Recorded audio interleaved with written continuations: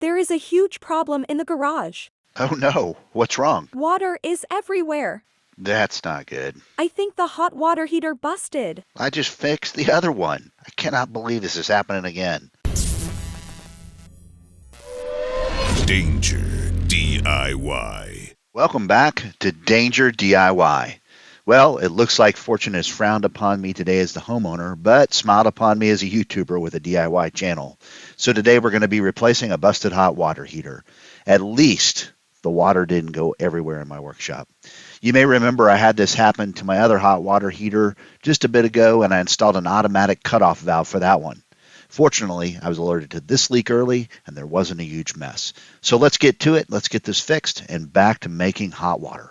So today, as I said, we're going to be replacing this hot water heater. It's an A.O. Smith, and it says it's a 6-year water heater. I've lived in this house for 7 years, so it's obviously past where it should have been replaced. I've already cut the power to this unit. It's a 220 volt unit or 240 depending on how it's set up. I've already turned off the breaker, and I can tell by touching it's not hot anymore and can tell it's off.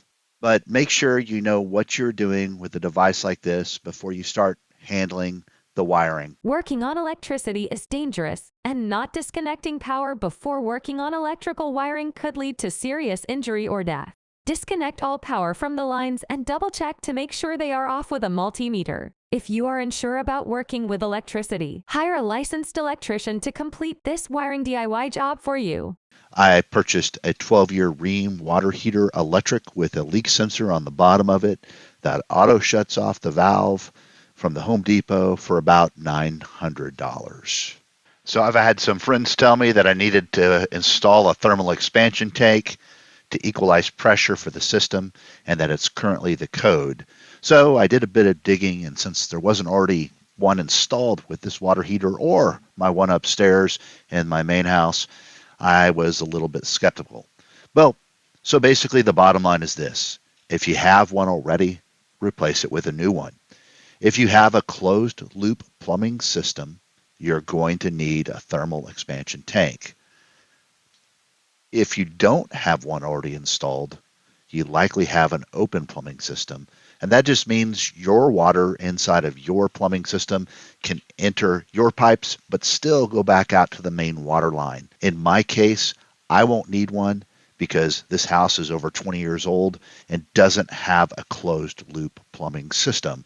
My water can still go back out to the main water supply. So the next step is to drain the remaining water out of the tank. This will make the tank lighter and easier to move.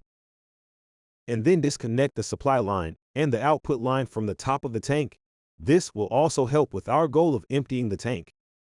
And after you're absolutely sure your electricity is turned off at the breaker and there is no power running to the hot water heater, it's time to disconnect the electrical, and that will completely disconnect the hot water heater from the house. Make note of the uninstall, as the reinstall is exactly the opposite. It is also in the water heater manual. Now let's get a big old grip on this sucker, and let's carry this thing out of here. Don't be in a rush. Watch where you are going, and whatever you do, don't run into your camera and smash the glass on it. Watch out for your camera. Looks like your screen broke. That bites. Yep, I agree. That does bite, but I do have Apple Care Plus, so it's going to be covered. All right, well, we've got the old one out. It's time to bring the new one in.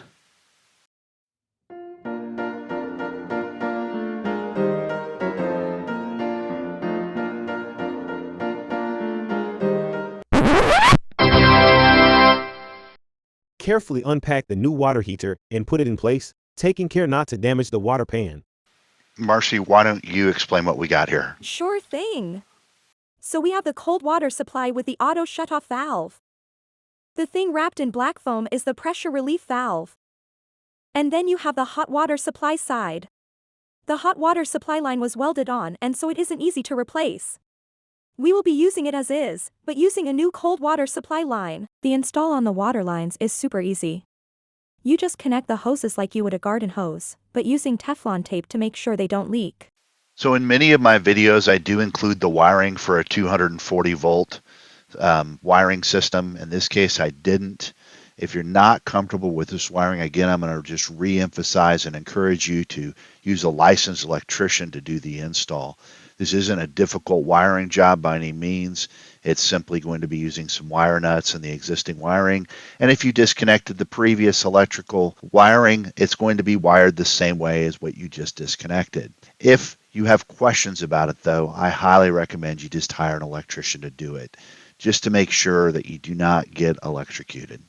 Well, we're finished up with the repair and the installation of the Rheem 50-gallon water heater.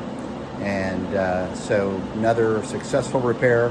If you have any questions, feel free to ask in the comments, and I'll do my best to get back to you as quickly as I can. And again, I really do appreciate you watching the channel. Please like and subscribe, and come back and watch my other videos. Danger DIY. Like, subscribe, and turn on notifications.